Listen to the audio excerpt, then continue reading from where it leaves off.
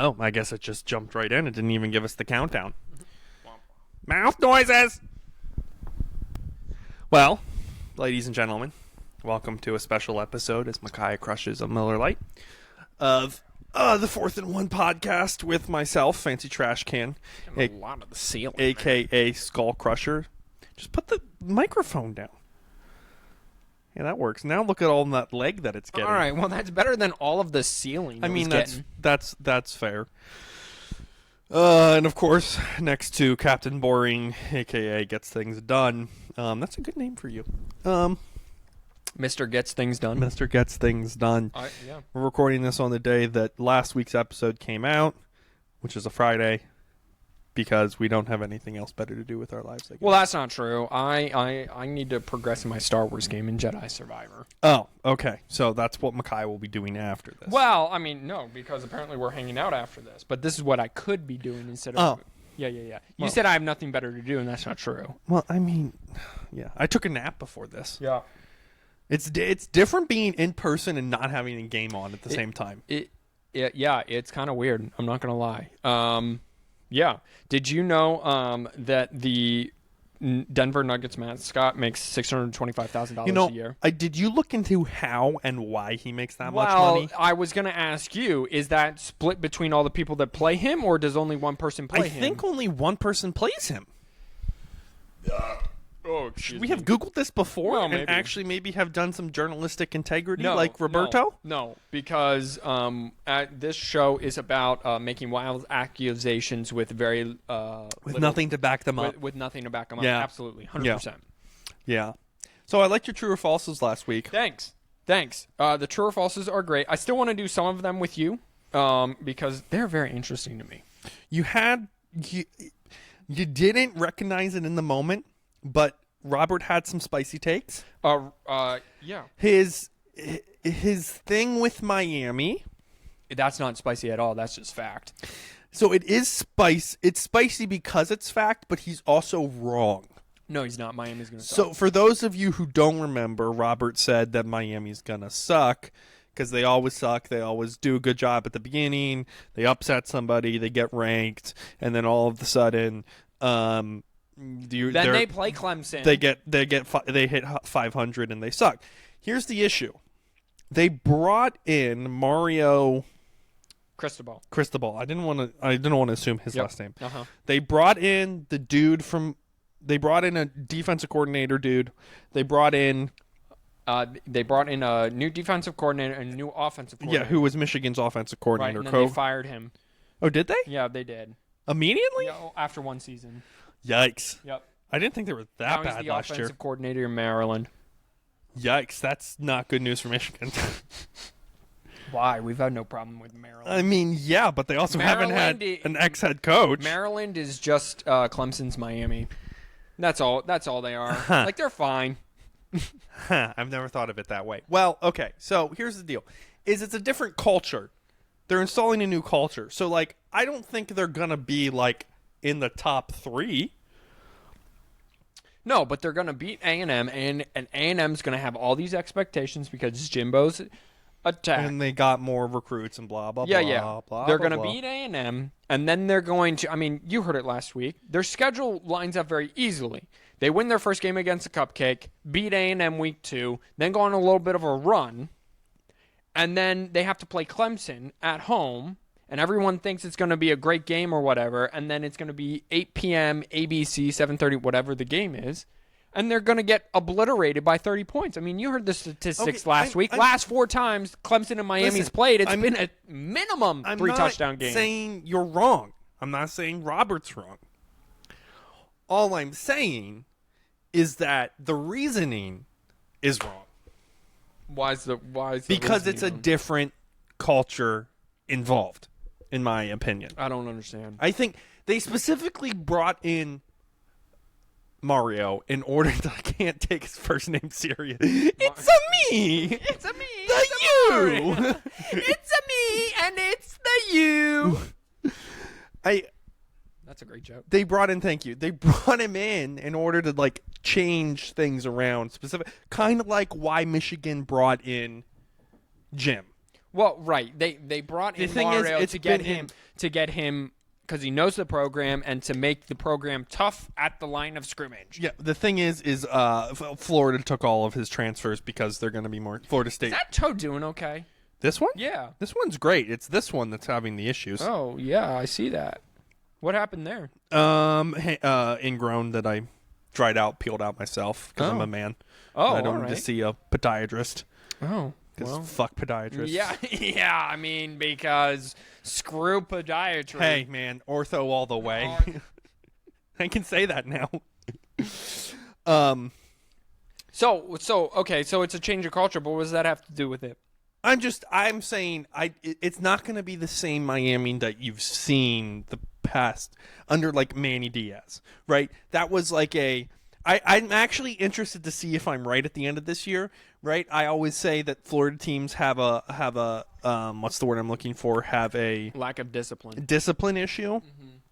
I'd be interested to see under Mario Cristobal this year if they do better compared to under Manny Diaz, because that's what bit him in the butt with Manny Diaz. He's 100 because Robert's 100% right. That's exactly how they were with Manny Diaz. No, and I see the point. Well, some of those early games were under Mark Richt and other coaches, but no, I see the point you're trying to make. The problem is it's always Miami. Miami hasn't been good, as you like to say, since cocaine was involved. Well, yeah, that's 100% true. And you also have to remember that Miami was still Miami when Miami was Miami. Sure. Because they would blow, in 01, 02, 90s, they would in the 80s under Jimmy Johnson, they would still blow these games Sure. at the end of the, Catholic versus convicts still happened. I just think, if you're right, if Miami is not going to Miami, it's going to be because Mario Cristobal came in. Correct. It's Mario comes in and changes the culture. Yeah. However, I don't think that's going to be this year. This has been 4 different coaches now. Back to 2015 when they were getting routed 59-0. That was 4 coaches ago. How many coaches was it between Harbaugh and 2001? 2. I mean, it's the same. It's just the same thing. That's 22 years. Same poop, different story. 22 years. It's the same thing. It's not the same. It's the same time frame. No, it's not. Yes, it is. It literally is. That's not how time but works. it's 2 more coaches. Yeah. Okay. Actually, it's probably more than that. Miami's had more than that. There's no way. It was. All right. Well, now I got to look up how many coaches Miami's had. I'm going to look up how many Michigan has. Hold on. I can tell you the Michigan coaches since 2001. All right. Name them. Yep. It's Lloyd Carr. Yep. Rich Rodriguez. Yep. Brady Hoke. Jim Harbaugh. I Done. thought there was one between Nope. Carr and Nope. Rodriguez. Nope. Okay. Brady Hoke really just felt like 4 coaches. That's why I hate this man. Yes, because he was so bad. Well, his first season, he used all of Rich Rod's athletes to go 11-2. Yeah. And then it was just downhill from there. And then Harbaugh had to rebuild basically that. We don't have to look it up. My point is accurate. Now I want to know how many coaches the University of Miami has had. I think my point is still valid. While I was going to talk about how he's totally wrong about Appalachian State, and we give them way too much credit for being an absolutely mid team last year. Yes, they upset Texas A&M, and then did what? Nothing. He's totally right about Coastal Carolina too, but they might be able to turn it around because I think they still have their coach. All right, so here we go. Okay. Larry Coker was from 2001 to 2006. Randy Shannon was from 2007 to 2010. Jeff Stoutland was in 2010, so that means Randy Shannon got fired. Al Golden was from 11 to 15. Larry Scott took then over in 15 when Al Golden was then fired. We don't count interim coaches here. Then it was Mark Richt, Manny Diaz, and now Mario Cristobal. So if you don't count interim, since 2001, they've had 1, 2, 3, 4, 5, 6 coaches. Yeah. That's a lot less than 4. 3. That's a lot more than 4. I mean, 3. It's double to be exact. Yeah. I just, you have different expectations for Miami compared to No, it's because we like to shit on Miami. Michigan. Okay, but I feel like there are other Florida schools that I'd rather shit on. Oh, yo, is food here already? Sweet. Okay, what other Florida schools would you rather do that to? Because UCF, for sure. okay, what's wrong with UCF? Why does no one like UCF? Because they they have a raw deal. What, in 2019? Yes, they should have made the college football playoff. Okay, you and I both agree with that, but the fact that they go around tanning that they're the national champions, while I like the swagger, Yeah, that's a little much. is- They should have said college football playoff member. That's what they should have said. again, I appreciate the swagger, but it's braggadocious at best. It is a little, but the nickname for their stadium Is epic. is epic, and that would be the bounce. That house. bounce house. The bounce house is. Awesome. Florida State is perpetually overrated. Yeah, I think your biggest problem is with Florida State. When you got into college football, originally they were on every single primetime slot. Yeah, that hated ever, that and sucked so too. all you heard was oh, What Jameis Winston. I wanted to say Wilson. Yeah, he just annoyed me half to death.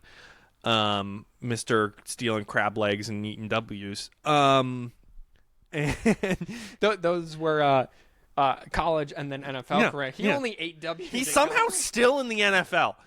He literally led the league 3 years straight in interceptions. But and is somehow still a starting quarterback do you last know? year. But he's only one of 8 quarterbacks to throw for 5,000 yards in a season. In college? In NFL history. Oh, no. In NFL history, he's one of 8 quarterbacks to throw for Mother 5,000 yards in a season.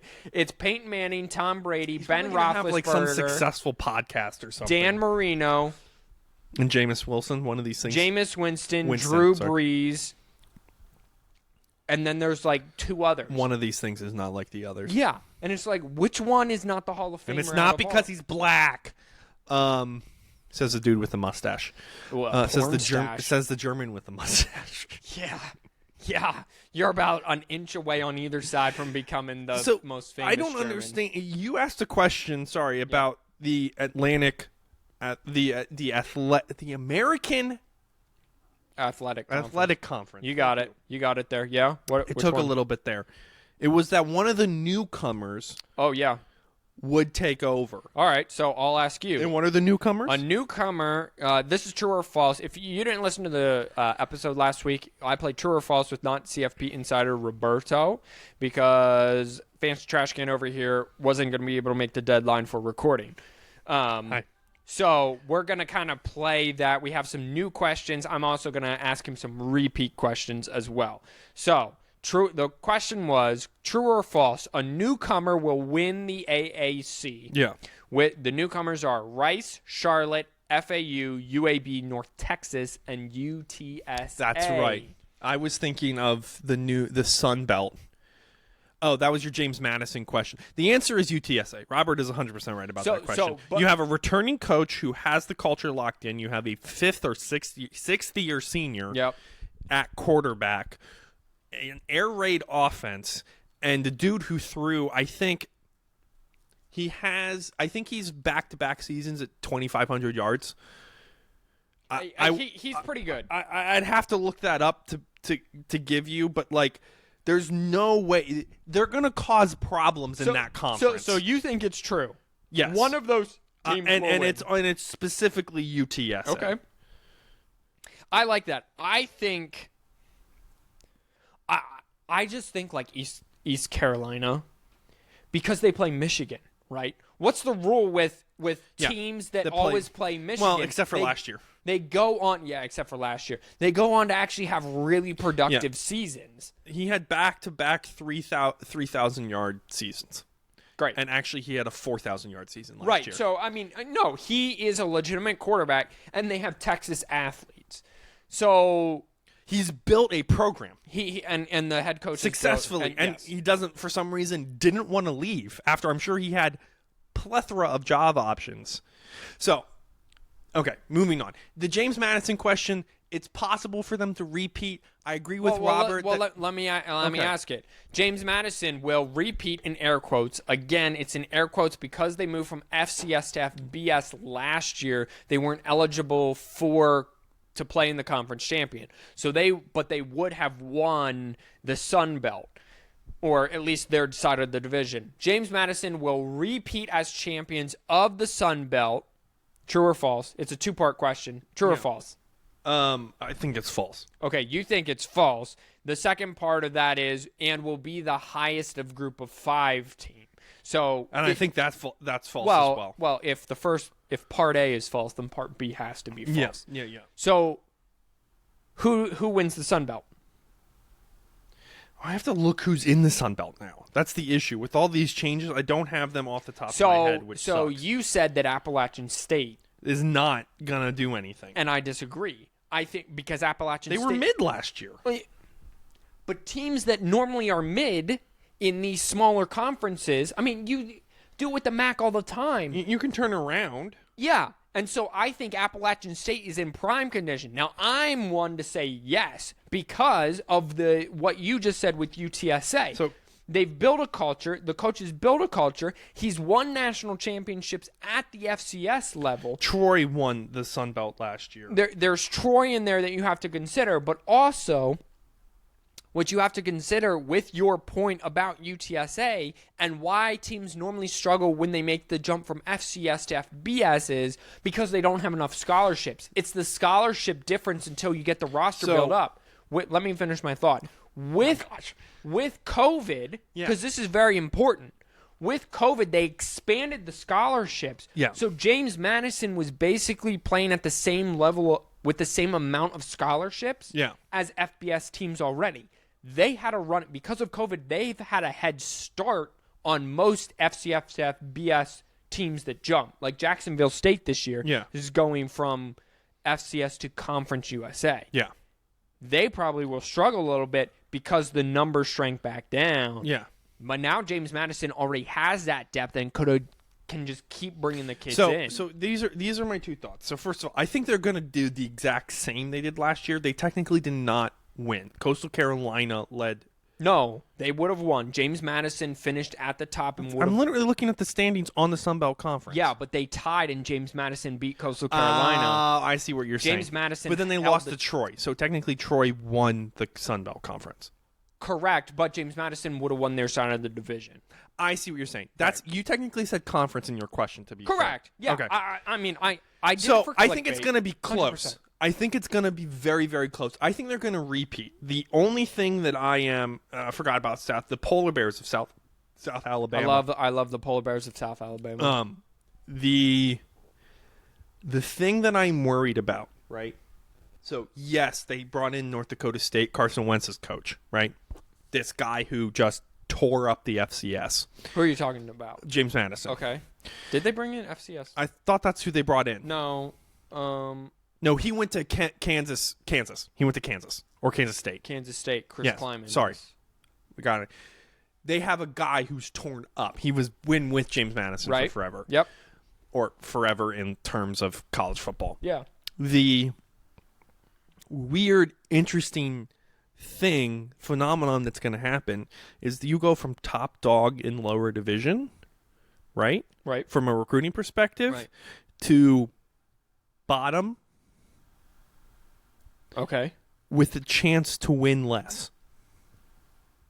No, but that's what I'm saying. You miss all the kids who wanted to win, now are just going to either go to a different FCS school or go to a better possible chance, maybe second string option in FBS. No, but that's what I'm saying is James Madison went from top dog. No, I'm saying their pool changed.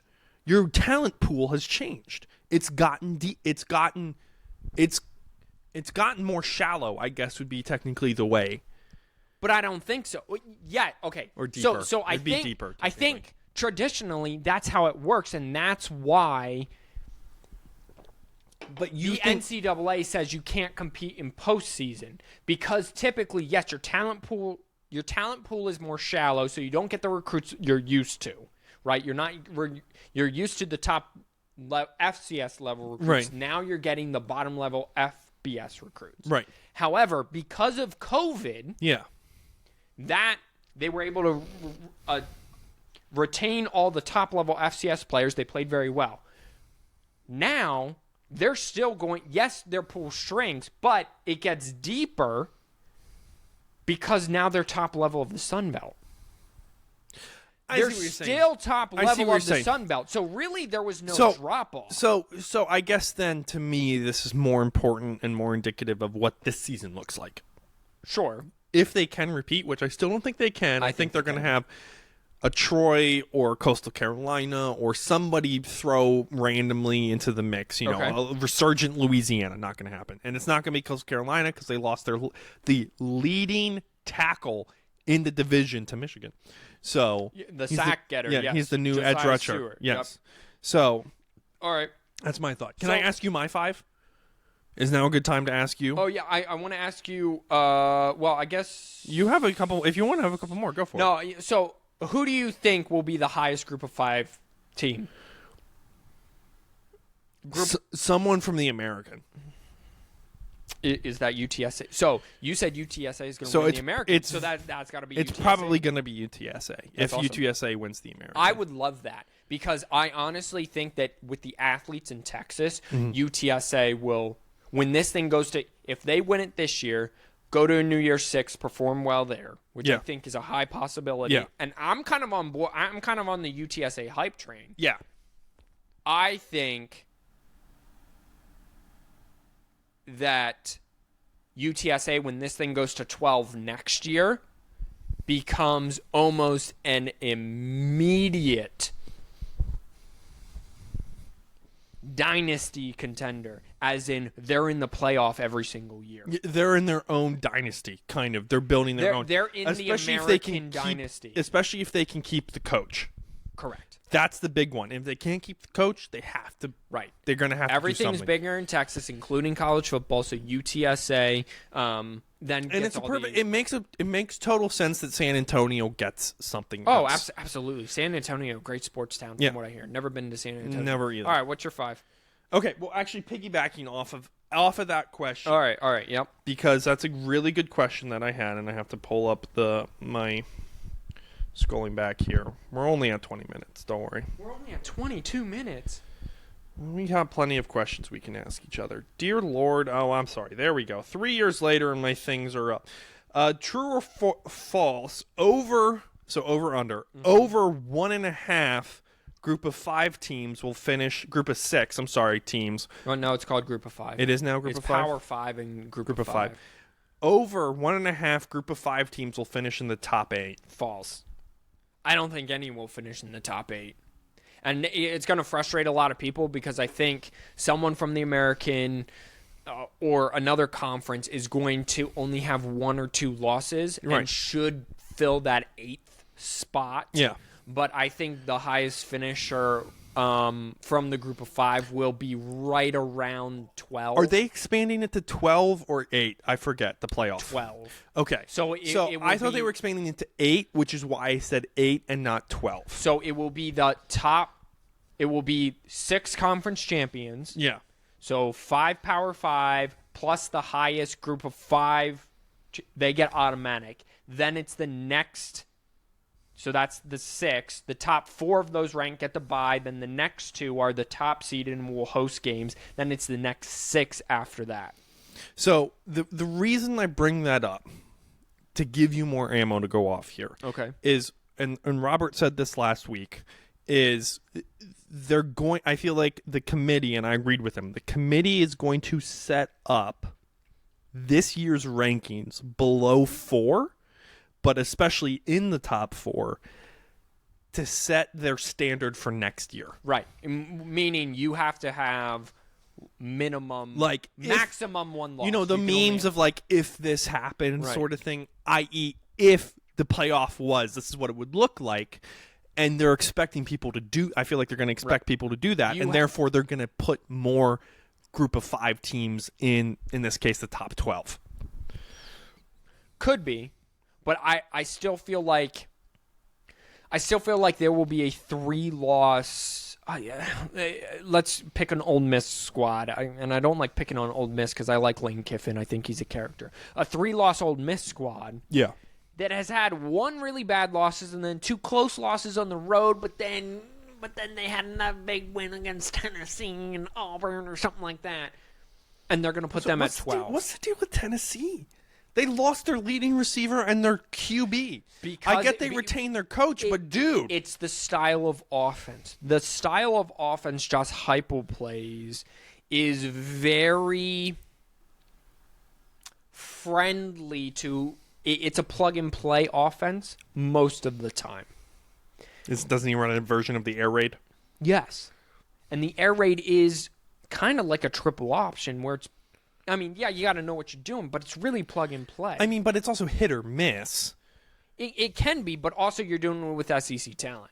The big question is, so with Josh Heupel's offense, you have to have a quarterback that distributes the football and knows where he's going with the football. Yeah. Right? But he's a distributor. Yeah. Right? It's get it to the outside and then inside zone up the middle. Joe Milton has struggled with consistently distributing the football accurately. That's why he lost his job to Hendon Hooker the first time. Now, he did a good job against Clemson, but he had all this time to... Yeah. He's a much better runner than a sit in the pocket. Now, if he has grown as a fifth-year senior since he was at Michigan and sitting behind Hendon Hooker, that's fantastic. And if there will come a time, if he's feeling itself, that they will max protect him. Yeah.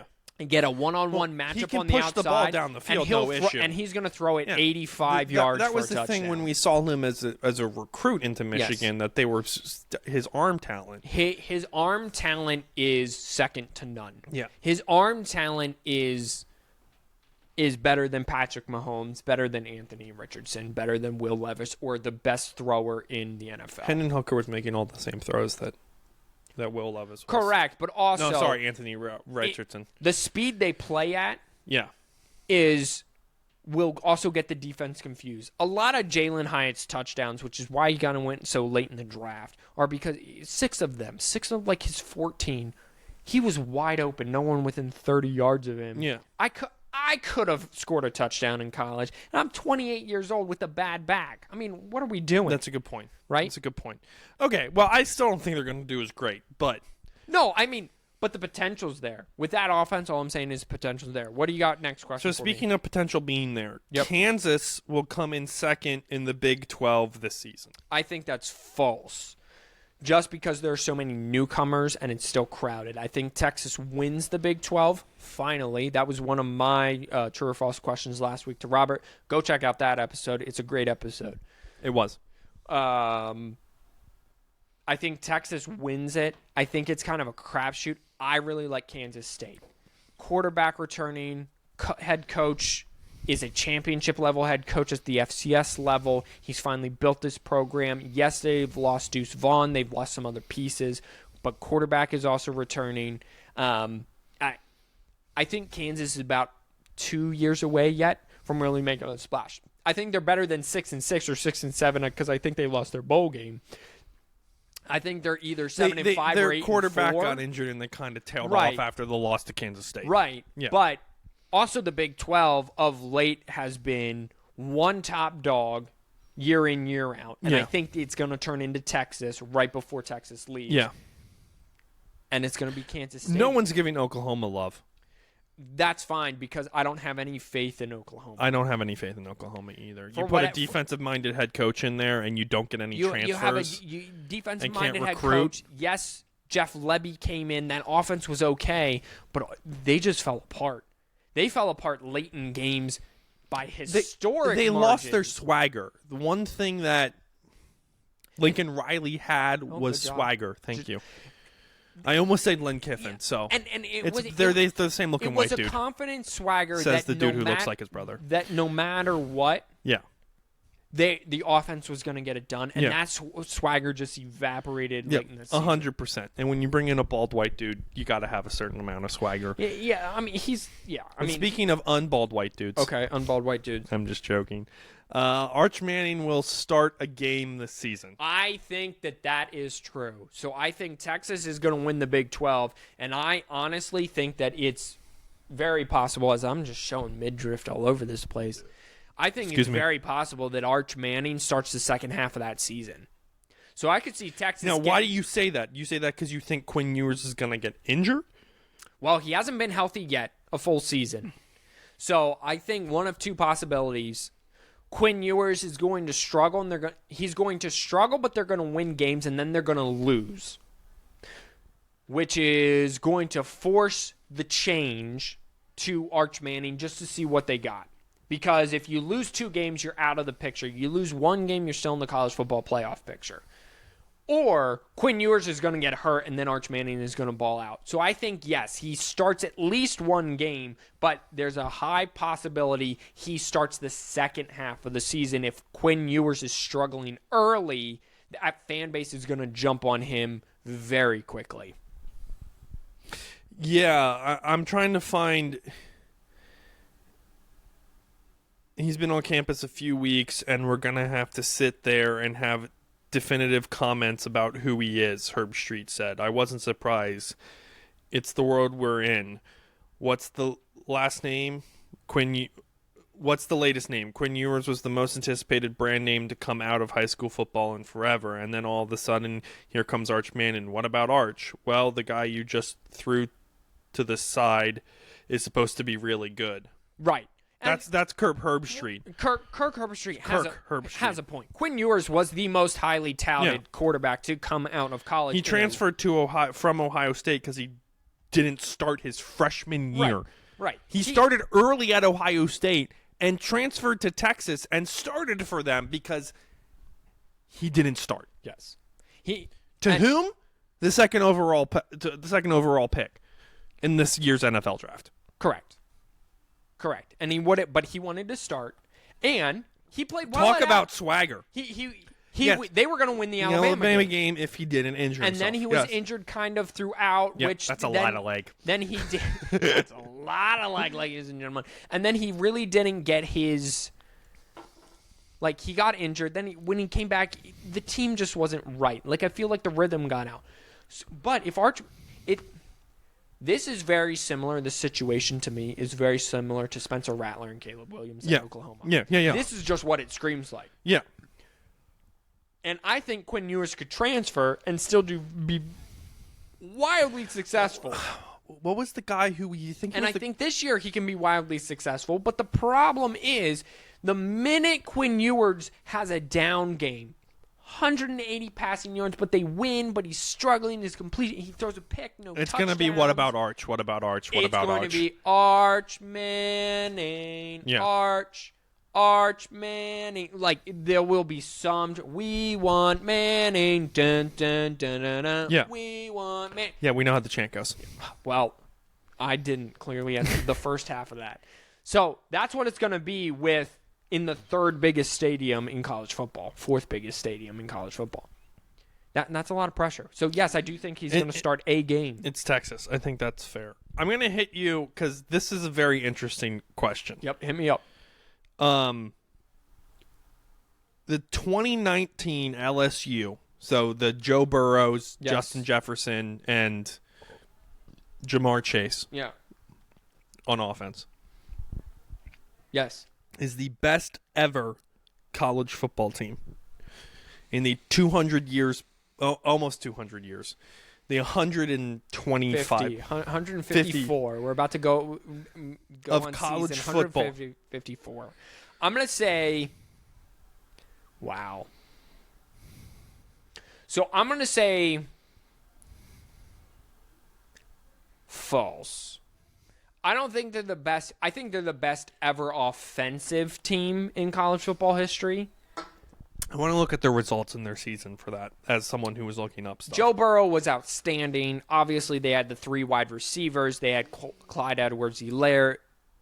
But their defense was not great. Their offense had to outscore a lot of people a lot of times.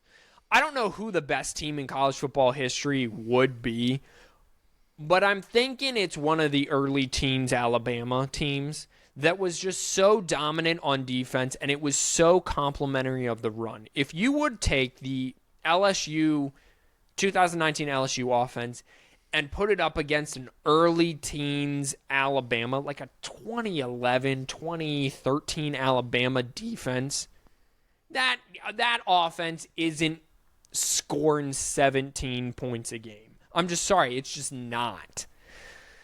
So 50 first game 55-3 Georgia Southern. yeah, okay. A number 6 ranked LSU at the time. At Texas 45-38. Great point. They had to outscore somebody. Yep. That was game number 2. Sorry, this is a really... And if they lose that game, they probably don't make the college football playoff. Yeah. Because Texas ended up being not great that year. 14-65 Northwestern State, Yeah, number 4 congratulations, Tigers. I want to see if there's a better way of looking this up. Hold on, give me one sec. Just read off all the games. Well, it's just very annoying. It's not like in... I it's not I like have to every scroll. single It's game. game summary. Oh, It's what? like Justin Jefferson was the top who receiver, cares? 9 for the Texas game. He was also the top receiver for the Northwestern State game. At Vanderbilt, 66-38. At Texas A&M, Utah State, 42-6. Okay, but Vanderbilt put 38 points on them, so continue. 42-28 against the Gators. Yeah, 28 points. 13-39 Mississippi State at Okay, Mississippi State. 20-23 at Auburn. Yep. Auburn's really the only team that really kind of locked them up all year. 46-41 in Tuscaloosa. In Tuscaloosa, yep. Scrolling down, 58-37 at Ole Miss. Okay, so now we're on a run of 3 straight games that they've had to outscore opponents. 56-20 Arkansas. Okay. 50-7 Texas A&M. Okay, so now they have a streak of 2 straight games where they're fine. SEC championship against Georgia, 37-10. Okay. 4 straight games. Peach Bowl versus Oklahoma, Yeah. 63-28. Yeah, and really that. Yeah. Oh, okay. Oklahoma's defense. Was National historically championship against the Like- against Clemson, 42-25. Yeah. So they had 1, 2, 3, maybe 4, 5. It was 3. They had stretches where their defense was not great. And what I'm saying is a 2011 Alabama defense was locking them up 10 out of 10 times. Yeah, but that wasn't as fun. That was 2-3. Remember that? That was baseball. I hate That was it. the I don't know worst if season of. Has there been a more they worse are- since 1896? They are one of the best ever college football teams, but also I think a team that goes very under the radar for best college football team is the year that Trevor Lawrence was a true freshman. That defense with Clemson was outstanding. Trevor Lawrence took over halfway through the year with everything Also, that went on. They were outstanding. I think we're going to find that last year's Georgia team is going to be. Okay, and that's the other thing. Georgia, these back-to-back years, both defensively and offensively, have put together quite a run. I think we're going to find that out. We're Depending on gonna- how well those guys do in the NFL. It's like that 2008 or whenever that was. The 01 Hurricanes, where it was like that entire the Warren defense Sapp went or all Ed pro. Reed. Right. No. I'm thinking of all the guys at App State when they upset Michigan sure. that went on to be NFL players. Yeah. And they had a bunch of good NFL players. Yeah. Yeah, no, only time will tell. But no, you're right. Last year's Georgia team, really good. I think that 2019 that's the only other thing in recent memory, at least in modern football, that's been as dominant. Offensively, they are the best college football team ever. They are the best offensive college football team ever. I'm 100% on board. I just don't know if they are the best team because they would get into some shootouts. Now, I'm not saying that every team you would put on the list didn't have some struggles with shootouts or whatever, but defense was that in the middle of the season. People are like, LSU's they're gonna score 60 points, but they're gonna give up 63 because their defense is not great. Man, that's all right. What other question you got? That's fair. I only have one other question. All right. Well, what's your? Well, it can be a shorter pod. What's your other Colorado will win more games than Micaiah thinks. All right. Well, Micaiah thinks that they're gonna win 5 games. Yeah. No, they're not. They're gonna win 8. We're gonna fight, ladies and gentlemen. We've had this fight already. Ladies and gentlemen, welcome to UFC 305. We've literally had this fight already. No, they're not winning more than 5 games. They're just not. Alrighty. They have no depth. You want to look up their schedule? Is that what you're doing? Yeah, I'm doing that. All right. TCU. That's a W. I cannot be more clear. Go put all of your money on Colorado. TCU is favored by 21 points. I understand that. It's Colorado winning in Fort Worth. You know who's favored by 9 points the next week? Nebraska. Yes. They beat Nebraska, or they lose to Nebraska at home. I don't know why. That's a rebuild. They just fired Scott Frost last year. But they were still competitive last year. Colorado was 1-11. I would think somehow Sonny Dykes turns around at TCU and comes back and beats Colorado over Nebraska winning. Sure. That's just how college football works. Let's say this. We're both giving them 1-1 to start. Yes. The first 2 games. Either way, split it however you want. 1-1 to start. Yeah. Colorado State. That's a dub. Yes. I'm on board because Colorado State was also 1-11 last year. Oregon is a coin flip for me. No, absolutely not. They're hot and cold. It's a rout. Where's the game at? Boulder or Eugene? I don't. Hold on. I think it's in Boulder. Is the team at the top or the bottom? Top. Okay. Who's at the top? Colorado. So it's in Eugene. That's a blowout. Okay.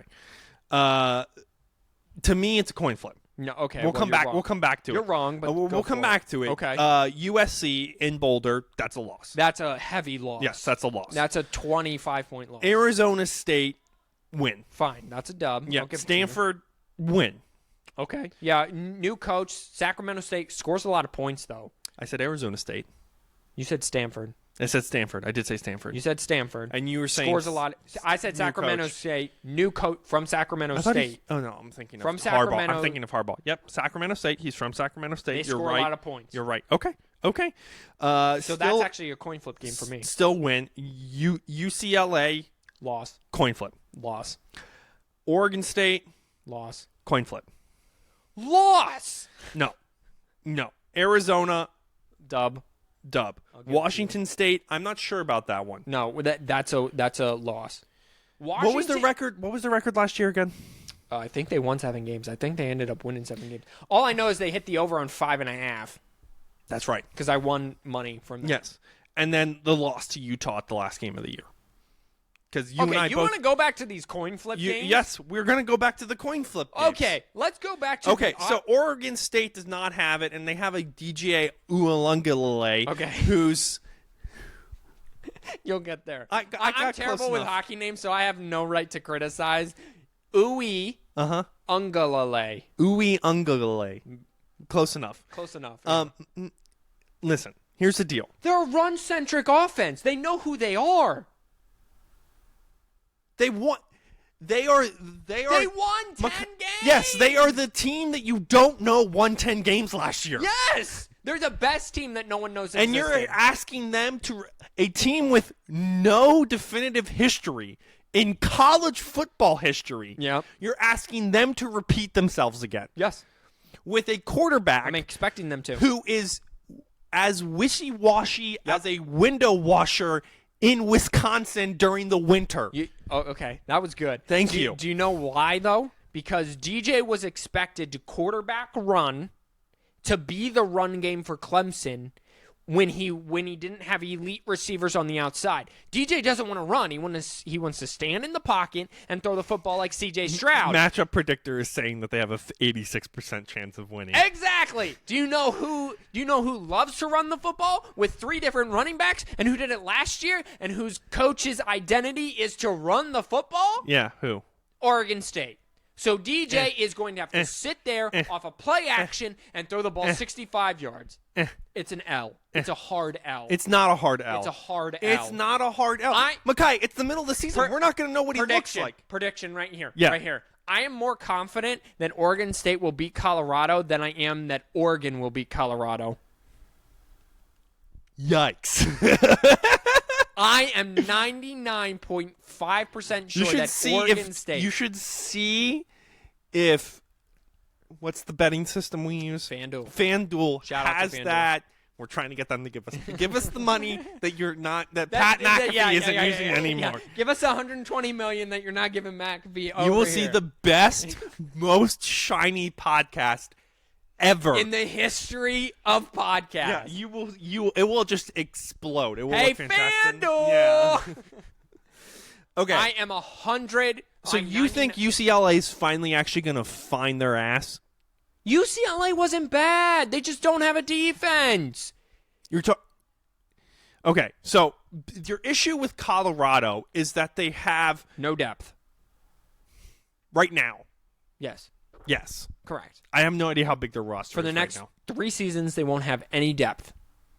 And Dion's as we talked about, is expected to win, at least get 8 games this year, and be college football playoff top 12 next year, right? You would assume with how much that they're would be paying the expectation, right? Yeah. In Colorado, they sold out everything.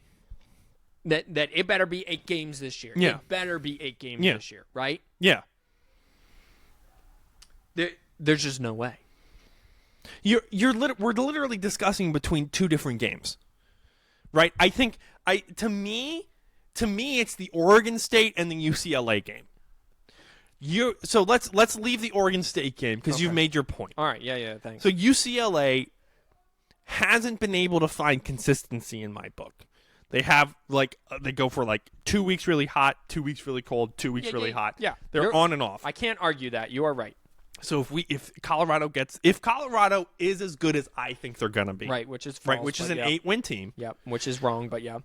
That still does not put them anywhere close. It does not makes them middle of the table in the Pac-12, and it makes them not top 25. Actually, it does Well, it depends because on who it's their all win- political. Right. So it depends yes, on who their wins are. but So it shouldn't make them top 25. It shouldn't. You're right. So all I'm saying is Dion's going to have a better first year Yeah. than people are giving. Okay, let me change the question. Dion's going to have a better first year than the media is giving him credit for. False, because the media thinks he's going to win 8 games this year, and he's not. No, they don't after the spring game. No, but they do. They do. Listen, all the actual college football people in the media think that He's literally not favored to win any of his games I understand right now. that, but the media just sees Prime. And Prime can do anything. And Prime and all these Jackson State players they brought in. He has no depth. And I forgot where I was going. Well, he does have depth. He doesn't have quality depth is what you're looking for. And I forgot my point with the UCLA thing. His starters are half decent starters. I'm still not convinced that a bunch of FCS Jackson State, right, who don't even play the rest of the FCS, right, can get it done at the FBS level. That's fair. That is fair. So you're asking Shadur Sanders, who, okay, maybe he, I don't know what kind of offers he got coming out of high school. Yeah, let's look at his. My guess is he followed his dad. That's fine. But Travis Hunter, definitely. But here's the thing. Travis Hunter only covers half of the field, and Travis Hunter spent the last year covering SWAC kids. He now has to cover the offense of USC, the offense of UCLA, the offense of Utah. And it's big boy football there. Yikes. Dude, he's not even listed as a quarterback on ESPN. Shadur or Shiloh, because they also just got Shiloh. The quarterback. So they might be good for 24 points a game, up from 18 last year. That's fine. But their defense is going to give up. ESPN, fix your crap. Their defense is going to give up 35 plus a game. I mean, you saw it in the spring game. The ones were just walking down the field on the twos, and then vice versa. Yeah, it was an issue with defense for sure. It was, and you're literally flipping a table and telling the kids to pick it up, and half of them are leaving before the other kids pick it up. And also, my other problem is your point is valid. The people who haven't been there, who are leaving, aren't going to be able to teach the other guys how to lose, and blah blah blah blah blah blah. No, why they should hate to lose. Dude, there are enough kids sticking around. So and how on earth do you think that Colorado and Shadur Sanders, who hasn't played in front of more than, I don't know, 20,000 people probably. Yeah. He's going to walk into Eugene, one of the loudest places in America in college football, if not the loudest, on the side of a hill. It's assuming they have a good football team. 65,000 people That's assuming screaming. Oregon has a good football Oregon's team. going to have a good football team. You don't know that. Oregon's had a good football team for the last decade. Yeah, they've been middle of the top. That's not true. They've been bottom of the top, Micaiah. But Chip Kelly wasn't able to get it done. That's why he's not able to get it done down south. Chip Kelly wasn't able to get it done. Mario Cristobal had a really good program. The guy before that, really good program. Oregon Micaiah, is a historically a good program. The kids who go to Oregon for two reasons: To smoke pot? weed and the uniforms. That's it. What are you texting? I'm looking up Duke. The Duke has joined the chat.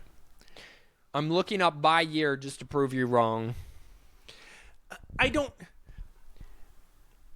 They at least had 2 losses every year. Besides, I think the 1 year that they made the college football playoff, which was Marcus Mariota's, Right. which they had 1 loss. But 2 losses I'm is saying still a good program.